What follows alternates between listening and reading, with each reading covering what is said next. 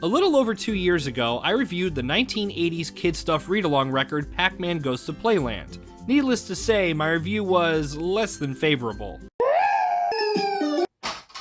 Regardless, I have to admit, I still kinda like the record. Not because it's necessarily good, but because it was a big part of my childhood, as were many other read-along records and cassettes that I listened to repeatedly growing up. Recently, I've been digitizing and archiving my personal collection of read-along adventures, as well as seeking out ones I never owned as a kid. As I was doing this, I discovered that the Game Chasers put out a video talking about their own memories growing up with See Hear Read records. It got me thinking that maybe I should start sharing these fantastic stories right here on IWALVG for all of you guys to enjoy, and with that, I started digging up every game-related record and cassette that I could find. The story I'm sharing with you today is a pretty rare gem titled Super Mario Bros. Trapped in the Perilous Pit. It's narrated by the mesmerizing William Woodson, who read many of my favorite read-alongs. I acquired the raw source audio from Tim Me50, gave it a slight cleanup and some pitch correction, and now I present it to you in all its glory. This one's a real treat, so sit back, relax, and enjoy. This is the golden storybook and tape called Super Mario Bros. Trapped in the Perilous Pit. It was written by Jack C. Harris, and the pictures were done by Art and Kim Ellis. Whenever you hear this sound, you'll know that it's time to turn the page. A long, long time ago, sometime last Monday, 2 apprentice plumbers from Brooklyn, New York, were hard at work. Their names were Mario and Luigi, and everyone called them the Mario Brothers. On this particular day, the brothers were trying to clean a clogged sewer right underneath a gypsy fortune teller's shop. Perhaps some magic leaked down from the shop, or maybe the Mario Brothers turned the wrong pipe. Whatever happened, the Mario Brothers suddenly found themselves being washed away through a drain pipe and into the warp zone. After falling through time and space, they eventually ended up in the magic land of Princess Toadstool's mushroom people. Since they couldn't find a bus back to Brooklyn, they set up their own local plumbing business to keep busy until they could make their way home. Princess Toadstool was a super nice person and friendly ruler of the mushroom people. One day, way down deep underneath her palace, Mario and Luigi were busy putting plenty of puzzling pipes in their proper places. This sure is hard work, said Luigi. but I'm always happy to do work for Princess Toadstool. It's only hard work for plumbers with hard heads, said Mario. My head may be hard, Said Luigi. but at least my stomach's normal. I don't eat disgusting stuff like mushroom and jelly sandwiches. Yuck! Oh no! Cried Mario, ignoring his brother and searching through his lunchbox. I've run out of fresh mushrooms. I know. Said Mario. I'll bet there's some fresh mushrooms growing further down. And he went looking for mushrooms, which, as we all know, grow in dark, damp places. Suddenly, he heard a strange sound. Mario was horrified to see evil King Koopa and his Koopa Troopas invading the castle. Great gobs of purple pasta. Thought Mario. King Koopa is up to no good. What can I do? All of a sudden, Mario looked down at his feet and saw the answer to his question. Magic red mushrooms. Eating mushrooms is very, very dangerous, unless you know which ones are safe to eat. Luckily, Mario knew that these mushrooms were safe.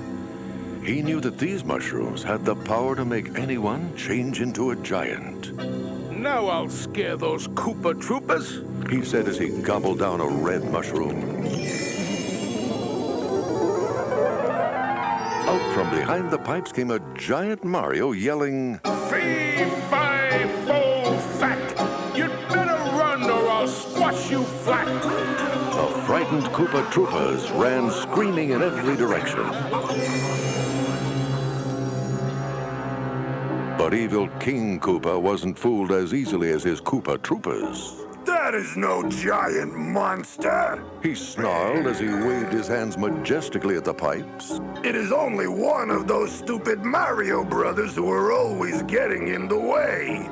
My menacing magic can squeeze him down to size. Watch and see. Unknown to either King Koopa or Mario, Luigi was nearby. After picking flowers for the princess, he went searching for his brother Mario.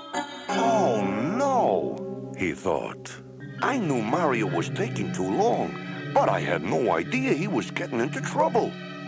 Wait a minute. Maybe I can help. After all, these aren't ordinary flowers.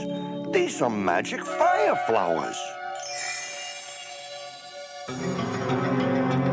out from behind the pipes, Luigi charged at the Koopa Troopers, furiously firing a fire flower. Cried the frightened Koopa Troopers. The fire from the fire flower will fry our flesh! Hurry! Hurry! Called Mario. The Koopa Troopers won't remain startled for long, and we have to warn the princess. Racing through the passageways beneath the castle, Mario and Luigi tried to escape the Koopa Troopers, but the villains chased them right into a hidden trapdoor. Yo! That was quite a step! Yelled Luigi as he fell. That was no step, you bumbler! Said Mario. We've fallen into a trap.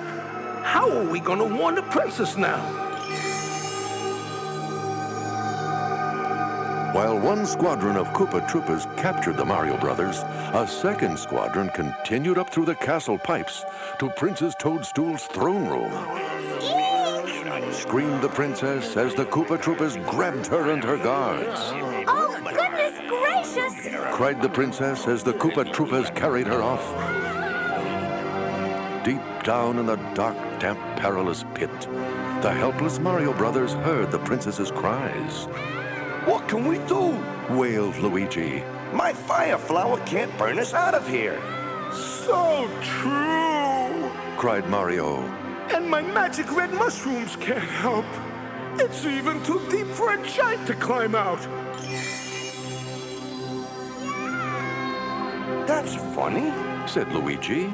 The princess's screams seem to be getting louder. There's nothing funny about that. Said Mario. King Koopa is throwing her down here with us. Oh, goodness gracious! Said the princess as she landed on the floor of the pit with a hard bump. King Koopa is closing the door. We're going to run out of air. Oh, no! Cried Luigi. King Koopa will loot the castle while we're held helpless down here. Even with our magic objects, we can't seem to stop him. But you can. Cried Princess Toadstool as she noticed the flower and the mushrooms. All you have to do is work together. Together. That's it. Cried Mario. He ate his last magic red mushroom. In an instant, he began to grow. Held high by the giant Mario, Luigi carefully aimed the last fire flower at the wooden trapdoor. It's working! He cried. I couldn't have reached it without your help. And I couldn't have opened it without yours. Said Mario graciously. Boom! The fire flower burst open the wooden trapdoor of the perilous pit. Out scrambled Luigi. Before King Koopa or any of the Koopa Troopers realized what had happened, Luigi grabbed his wrench and opened the biggest water pipe he could find. Bye-bye! He said as King Koopa and the Koopa Troopers were washed away. That night, a huge victory party was held in the throne room in honor of the heroic Mario Brothers. What's the matter, Mario? Asked Princess Toadstool. Why do you look upset after your great victory? I ate the last mushroom to get us out of that pit. Now I have none for my mushroom and jelly sandwiches. You know what? Asked Luigi, laughing. I'd face 100 other dark and perilous pits, but I'd hate to see what's down in the pit of Mario's stomach. Be quiet said Mario. and get me the pickles for the top of my Italian ice.